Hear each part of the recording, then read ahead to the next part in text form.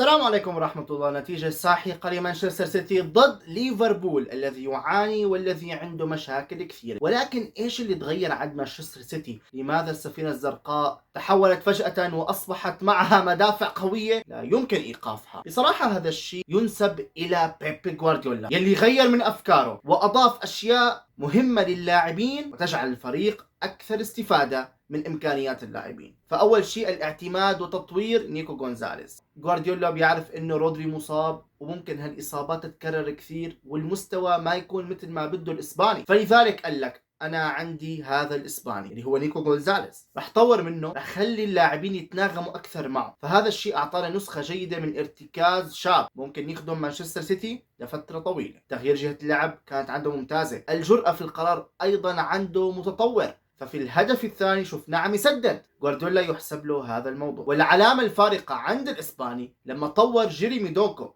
هذا اللاعب معروف عنه مهاري بيعمل فوضى، ولكن دائما الفوضى تبعه لا تخدم الفريق بالشكل المطلوب. نعم رح يتعب لاعبين الخصم، ولكن أنا بالمقابل هل رح حصل منه هدف أو أسيست؟ النتائج بالمواسم السابقة عم تكون صفر، ولكن في هذا الموسم وفي آخر شهرين تقريبا دوكو الفوضى تبعه عم تخدم مانشستر سيتي، فصار لاعب يتعب لاعبين الخصم. بالإضافة انطلاقاته ومراوغاته والأسيستات صارت معه أفضل من قبل، والتسديدات أيضا صارت لا تسكن إلا الشباك. فهذا الشيء يحسب لبيب جوارديولا لأنه شاف اللاعبين، درس إمكانياتهم، فوظفهم بالشكل يلي بده إياه، وأيضا بالشكل يلي بيخدم وبيعطي النتائج الإيجابية للفريق. فحتى مسألة الاعتماد على أورايلي في مركز الظهير الأيسر مسألة جدا مهمة، فهو أعطاه الثقة وأوقف بالمقابل محمد صلاح يلي ما كان له وجود أبدا. ايرلينغ هالاند والخروج من منطقة الجزاء بات شيء مدروس أكثر من قبل. اللاعب النرويجي صار يعتمد عليه بيب جوارديولا في الهجمات المرتدة كمحطة، وانطلاقاته السريعة أيضا، ورأسياته التي لا تخطئ المرمى. انتصار جدا مهم. فنعم ضاعت ضربة جزاء لمانشستر سيتي، ولكن ايرلينغ هالاند بيورجيك انه هو ذو عقلية فذة، ما تأثر، سجل هدف عن طريق رأسية وأعطى التقدم لفريقه. السيتي متطور أكثر حتى على مستوى حراسة المرمى.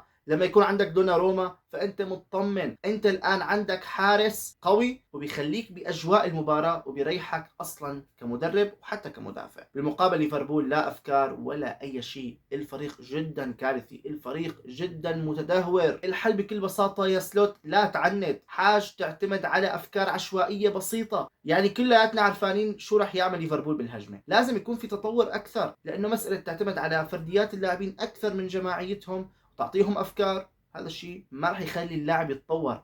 اللاعب بيتطور لما يكون في منظومه واضحه. اما ليفربول فمنظومته فاضحه جدا. الريدز بحاجه ليثبت افكاره، بالاضافه سلوت يعرف امكانيات اللاعبين اللي عنده ليعطيهم اكبر قدر ممكن من الفوائد. وبالنسبه لمحمد صلاح فيا جماعه فسلوت لازم يخلي صلاح دكه كم مباراه، يبعد الضغوطات عنه. الضغوطات الاعلاميه بصراحه بتدهور اي لاعب مهما كان اسمه.